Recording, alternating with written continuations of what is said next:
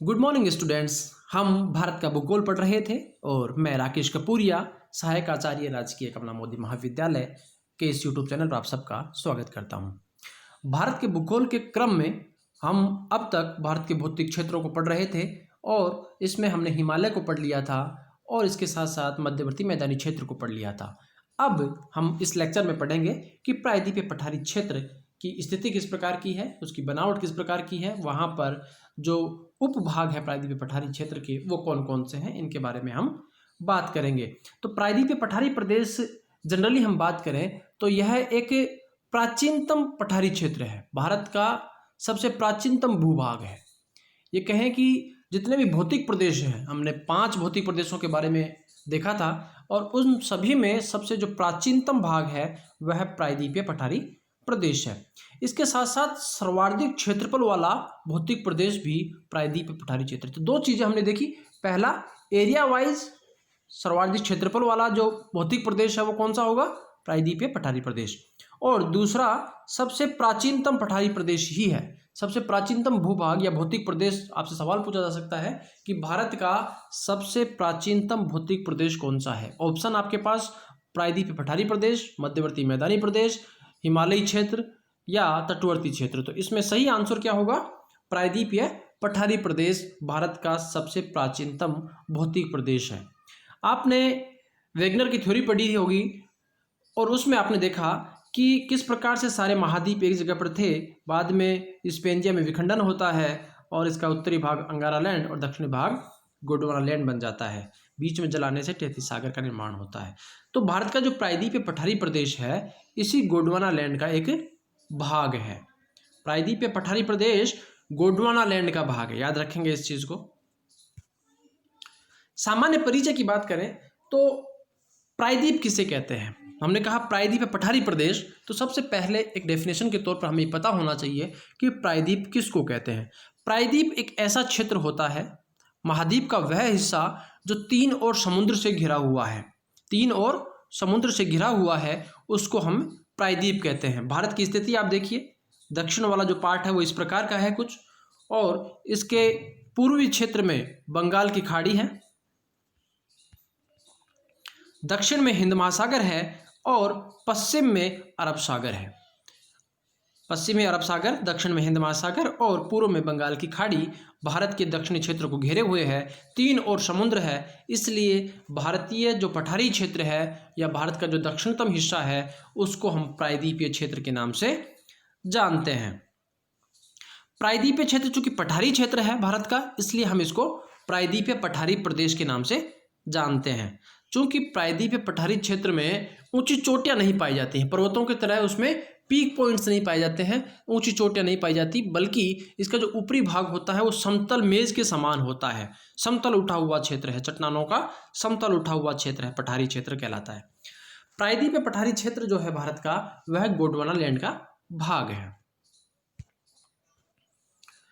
प्रायद्वीपीय भारत का पठार जो है वह अफ्रीका से टूट करके, आप मैप में जाएंगे अफ्रीका देखें तो अफ्रीका का ये वाला जो हिस्सा है मेडागास्कर, यहाँ पर एक द्वीप है वर्तमान में, आपको पता होगा। तो ये वाला जो हिस्सा है ये पूरा हिस्सा भारतीय प्लेट से जुड़ा हुआ था। भारतीय प्लेट जो थी, इंडो ऑस्ट्रेलियन जो प्लेट है वो यहाँ पर जुड़ी हुई थी। बाद में विवर्तन की घटनाओं के परिणाम स्वरूप ये भारतीय प्लेट मूवमेंट करती है और अफ्रीकन प्लेट को छोड़ देती है, टूट जाती है, इससे अलग होती है और उत्तर पूर्व की ओर मूवमेंट करती है। उत्तर पूर्व की ओर मूवमेंट करती है और जब ये ऊपर जाती है तो बीच में तैतीस सागर पड़ता है और उसके परे यूरेशियन प्लेट पड़ती है जो कि दक्षिण की ओर प्रभावित है। यूरेशियन प्लेट दक्षिण की ओर प्रभावित है, भारतीय प्लेट उत्तर पूर्व की ओर प्रभावित है, बीच में तैतीस सागर है। इसमें जो मलबे जमा हुए हैं उन मलबों में दबाव पड़ता है, यूरेशियन प्लेट और इंडियन प्लेट का दबाव पड़ता है और दबाव के कारण वलन पड़ते हैं, जिसके कारण हिमालय का निर्माण हो रहा है। प्रायद्वीपीय पठार वर्तमान में विवर्तनिक के रूप से स्थिर है, यानी कि बहुत ज़्यादा टेक्टोनिक एक्टिविटीज़ यहाँ पर नहीं हो रही हैं, जिसके कारण यहाँ पर सामान्यतः भूकंप नहीं आते हैं। लेकिन ऐसा नहीं है कि यहाँ भूकंप आते ही नहीं हैं, भूकंप आते हैं, लेकिन जनरली यहाँ भूकंप बहुत कम आते हैं। जो फ्रीक्वेंसी है भूकंप की वो बहुत कम है। क्यों? क्योंकि विवर्तनी की दृष्टि से यह क्षेत्र स्थिर क्षेत्र है। प्रायद्वीपीय भारत का पठार उत्तर पश्चिम में अरावली की पर्वत श्रेणी, उत्तर पश्चिम में अरावली पर्वत श्रेणी, पूर्व में राजमहल की पहाड़ियां, दक्षिण में कन्याकुमारी। कुछ इस प्रकार की स्थिति है। ये अरावली पर्वतमाला है, ये जो है राजमहल की पहाड़ियां हैं। तो इस प्रकार से ये जुड़ा हुआ है और एक त्रिभुजाकार रूप में फैला हुआ है। उत्तर पश्चिमी सीमा अरावली पर्वतमाला बनाती है, उत्तर पूर्वी सीमा जो है वह बनाती है आपकी राजमहल की पहाड़ियां, राजमहल की पहाड़ियां बनाती हैं, और दक्षिण में कन्याकुमारी तक इसका विस्तार पाया जाता है। इसके अतिरिक्त उत्तर पूर्व में यहाँ पर शिलोंग का पठार है, जो भी इसी का भाग है।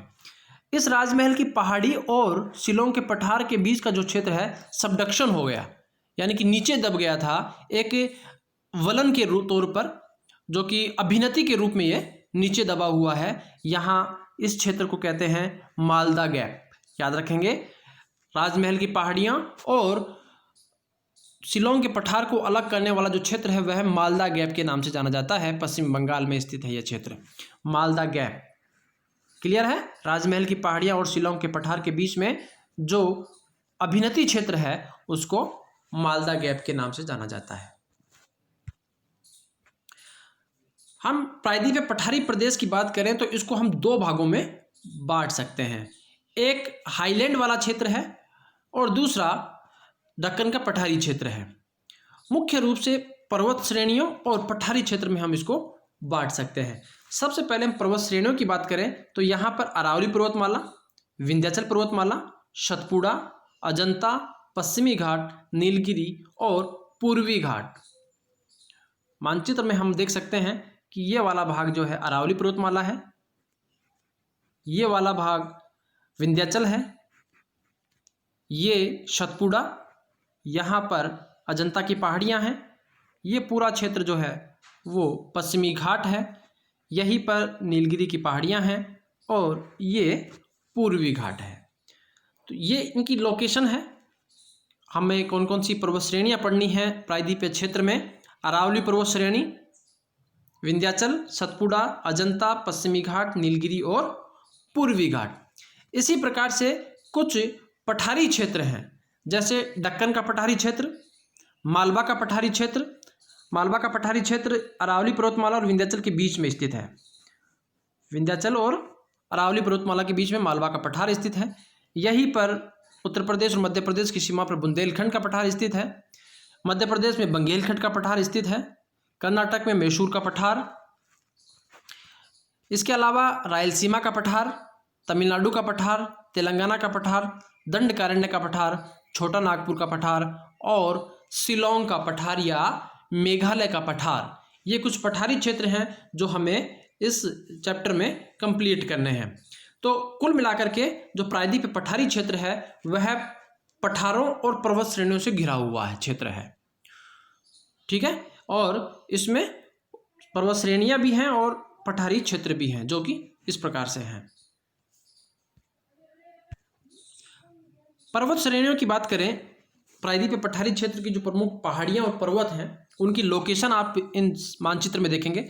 ये अरावली पर्वतमाला है पूरा, और इसकी सबसे ऊंची चोटी है गुरु शिखर। विंध्याचल पर्वतमाला है, कैमूर और पारसनाथ इसकी प्रमुख चोटियां हैं। सतपुड़ा, महादेव और मैकाल, ये तीन जो चोटियां हैं, अरावली, विंध्याचल और सतपुड़ा, ये तीनों महत्वपूर्ण हैं और प्रायद्वीपीय क्षेत्र के उत्तरी भाग में पाई जाती हैं। दक्षिणी भाग की हम बात करें प्रायद्वीपीय क्षेत्र की तो यहाँ पर अजंता की पहाड़ियाँ, ये पश्चिमी घाट में सतमाल की पहाड़ियाँ, हरिश्चंद्र की पहाड़ियाँ, इसके अलावा बालाघाट और नीलगिरी की चोटी। नीलगिरी हिल्स जो है वो पश्चिमी घाट और पूर्वी घाट को जोड़ने का काम करती है। एक नोट है, नीलगिरी नोट के नाम से जानी जाती है। अन्नामलाई की पहाड़ियाँ और इसकी सबसे ऊंची चोटी अनाईमुडी। भारत की जो दक्षिणतम चोटी है वो है कार्डेमम की चोटी, कार्डेमम।